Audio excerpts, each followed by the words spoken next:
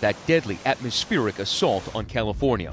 So much water coursing down mountains, a waterfall forming, gouging out an entire portion of this roadway. In Riverside and San Bernardino counties, dozens of people rescued by air and boat from fast-moving waters. This man lifted to safety after being stranded on what had been islands in a dry creek bed.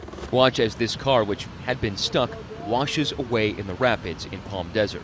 And in Palm Springs, the Whitewater River swallowing the Indian Canyon Boulevard, and a separate channel flooded near the San Jacinto Mountains. A woman riding on a city bus from Oakland to San Francisco, capturing the driver going against protocol, driving through floodwater so high the water seeped in through the doors. Nearby in Sausalito, saturated ground giving way. Listen as a woman cries for help. She's pinned under her home, covered with debris. I'm here. Deputies racing to rescue Susan Gordon, who is miraculously expected to be okay.